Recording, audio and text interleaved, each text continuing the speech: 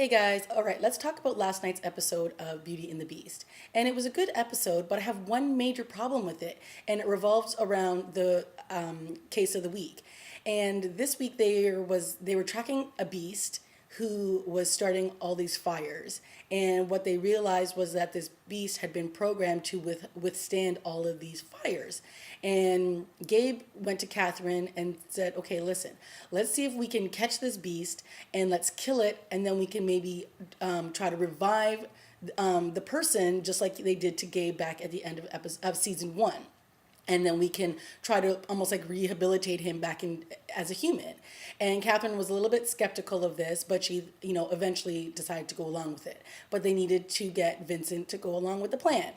Now, Vincent has been talking to the head of the FBI and saying, listen, let's catch these beasts sooner than later because I want to get back to my normal life because I'm having all these weird dreams, I'm having all these weird visions, and Catherine is on my mind and I need to get her off my mind. So give me a beast to catch so that I can get this over and done with. So it turns out Gabe goes to see Vincent and he goes to tell him his plan about catching this beast, trying to kill him just so that they can revive him and get his human side back and kill the beast side like what they've done with Gabe. And of course Vincent is like, yeah, whatever, I'm gonna go and I'm gonna kill him. So he takes off. So he goes to this fire. This fire is like this massive fire. Vincent goes in. He confronts the beast. The beast basically like charges at him, attacks him, and knocks him out. And Vince is out for the count. So it takes him to the hospital. Now Gabe comes in with Catherine, and they're talking with Vincent, and they're basically like, okay, we're just gonna have to like play up that, like why you were in that fire. So in comes the head of the fire department and and I guess his partner, and his name is Aaron Keller. And we all know that Vincent's last name is Keller. So Catherine asks him, are you related to Vincent Keller? And he says, well, my dad was William, and basically Vincent was my cousin, or my uncle. And so Vincent starts having this panic attack, and he's having all these visions. The Aaron person leaves the room because Vincent starts coughing, and he's having like this kind of attack. And so he's having all these flashes. He's turning into beast mode. He's scratching up the bed. He's having these visions of being in a fire and with his brother William. And all of a sudden, he starts like hulking out. He starts turning into the beast, and he jumps out the window. So then we find out that Aaron is actually his nephew. Now, Catherine and Vincent decide to go to the police station. And Vincent says, well, what if he recognizes me again? And Vincent's like, Catherine's like, well, the last time he saw you, he was 6.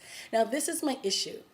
Even though he was 6 years old, it was still his dad's brother. So wouldn't there be pictures of his dad and his brother together somewhere in his house? It was his father that was killed years ago. So you would think he would have all these photo albums of his dad, and he would have pictures of him and his brother and all of that. So I was extremely confused as to why this seemed to be a reality that wouldn't exist in this storyline. So I had a very hard time believing that Aaron would see Vincent now and not be like, you look familiar. You look like I've seen you before, and he would maybe, try to be thinking like, where have I seen this guy before? That would be a real possibility. So that part really bothered me with the storyline, and it made it really hard for me to like get engaged into it. So, they end up catching the beast, they end up shooting him, and he dies. So their plan goes awry, and it doesn't work out the way that they wanted to anyway. So now that brings us to, the other stuff that's been going on. Gabe trying to help Catherine. Tess is basically convinced that Gabe is interested in Catherine. Gabe keeps trying to deny that he's interested in Catherine. And we have Vincent, who has basically said, he can't get Catherine out of his mind.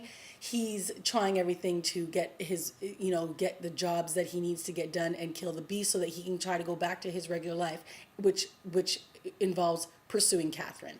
So, there were elements of this that were really good. There were, I'm liking that Vincent's getting some of his memory back. I thought it was very interesting, though, that his flashback did revolve around him being a fireman because, as Catherine pointed out, she didn't know that about him. He never mentioned that. All he mentioned that was that he went to Iraq and he became a doctor.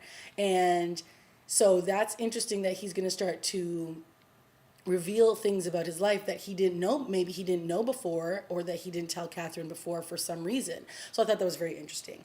But all in all, it was a good episode, but I had that major issue with that part of the episode because it just felt unrealistic. It didn't feel authentic that this person could not possibly remember him or have like sort of like, oh, you look very familiar to me, and that wouldn't be something that they'd be like, okay, let's be in disguise or something. So anyway, outside of that, I'm liking that Vincent is getting his memory back. I'm liking that him and Catherine are getting back on track. I think it's gonna be interesting to see what happens with Gabe and Catherine and this whole triangle that's starting to happen. JT was missing in this episode, but that was okay. There was a lot going on anyway, and it was still a good episode. So that's my review of Beauty and the Beast.